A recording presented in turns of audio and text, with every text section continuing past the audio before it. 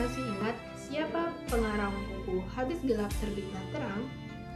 Ya, betul sekali, Raden Ajeng Kartini atau Raden Ayu Kartini. Sudah tidak asing lagi bagi kita karena perjuangannya sebagai tokoh emansipasi wanita serta pelopor kebangkitan perempuan pribumi pada saat penjajahan Belanda. Kartini lahir di Jepara pada tanggal 21 April 1879. Dia berasal dari kaum priai atau keturunan bangsawan Jawa. Ketika Kartini lahir, ayahnya Bupati Jepara dan ibunya guru agama di Teluk Aur Jepara. Kartini mempunyai dua saudara kandung, yaitu Rukmini dan Kardina. Secara pribadi, beliau tidak suka dipanggil dengan sebutan gelar bangsawan miliknya. Ia lebih suka dipanggil dengan sebutan Kartini saja, tanpa gelar Raden Ajeng atau Raden Ayu. Pada masa itu, kaum wanita dilarang untuk menjalani pendidikan dan kaum wanita yang sudah berumur 12 tahun diwajibkan sudah memiliki pasangan hidup. Raden Ajeng Kartini sangat sedih dengan berbagai diskriminasi terhadap kaum wanita. Kesedihannya kemudian ia tuangkan di berbagai karangan bukunya.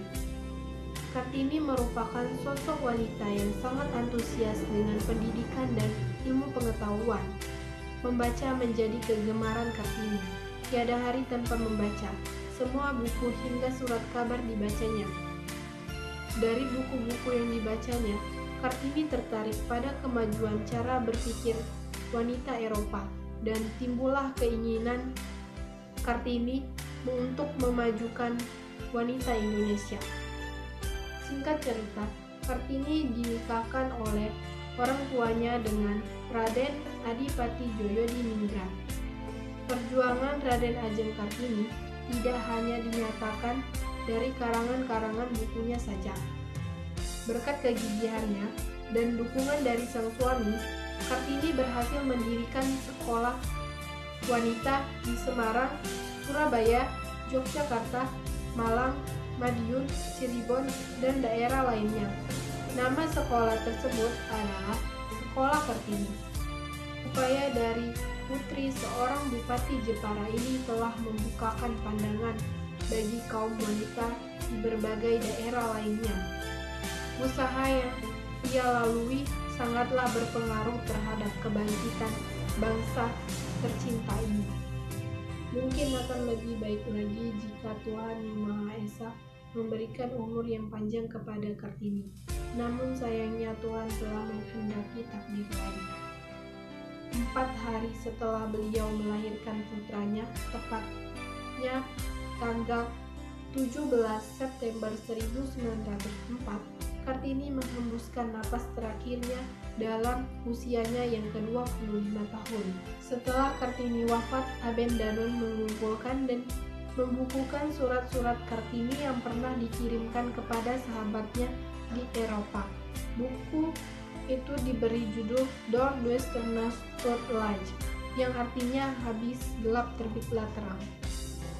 Presiden Soekarno sendiri kala itu yang mengeluarkan instruksi berupa keputusan Presiden Republik Indonesia nomor 108 tahun 1964 pada tanggal 2 Mei 1964 yang berisi ketetapan Kartini sebagai pahlawan nasional.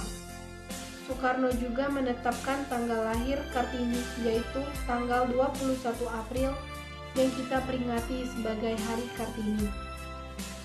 Selain tanggal lahir beliau, beberapa uang kertas yaitu Rp5, Rp10.000 dipergunakan untuk mengenang beliau sebagai pahlawan nasional Indonesia. Sebagai generasi penerus bangsa, banyak hal yang dapat kita teladani dari Raden Ajeng Kartini. Yang pertama, rendah hati. Sekalipun Raden Ajeng Kartini berasal dari keluarga bangsawan yang terpandang, ia selalu merakyat tanpa membeda-bedakan kasta. Ia selalu rendah hati dan tidak pernah sombong dalam kehidupannya. Yang kedua, patuh dan menghormati orang tua. Bukti bahwa Raden Ajeng Kartini menghormati orang tuanya saat ayahnya melarang untuk melanjutkan studinya ke Batavia ataupun ke negeri Belanda. Karena orang tuanya pernah mengatakan bahwa anak wanita tidak perlu sekolah tinggi-tinggi. Walaupun mempunyai pemikiran sendiri, Kartini menghormati pendapat orang tuanya. Ia tidak pernah membangkang atau melakukan tingkah yang mengecewakan orang tuanya. Yang ketiga, berani dan optimis.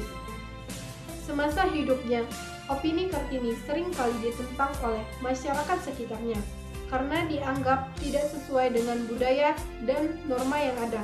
Namun, Kartini tetap menjuarakan keyakinannya bahwa perempuan harus keluar rumah, belajar, dan mengejar cita-cita. Budaya pingit menurutnya hanya akan menutup kesempatan perempuan dalam melihat dunia. Yang keempat, tak berhenti belajar. Kartini terkenal akan sosoknya yang cerdas dan semangat belajarnya yang sangat tinggi. Usai berhenti sekolah pada usia 12 tahun, Kartini tidak pernah berhenti belajar dan terus berusaha untuk bisa memberikan pengaruh positif bagi lingkungan sekitarnya. Ia senang memperkaya wawasannya melalui kotak bacaan langganan ayahnya yang berisi buku, koran, majalah dari dalam maupun luar negeri. Bacaan-bacaan bertema sosial, politik, hingga sastra itu membantunya menemukan jawaban atas pertanyaannya selama ini. Yang kelima, cinta tanah air dan bangsa. Kartini berjuang agar para wanita di negerinya bisa memiliki persamaan hak, terutama hak mendapatkan pendidikan yang nantinya para wanita turut serta memberikan sumbangan demi kemajuan bangsa dan tanah air tercinta ini.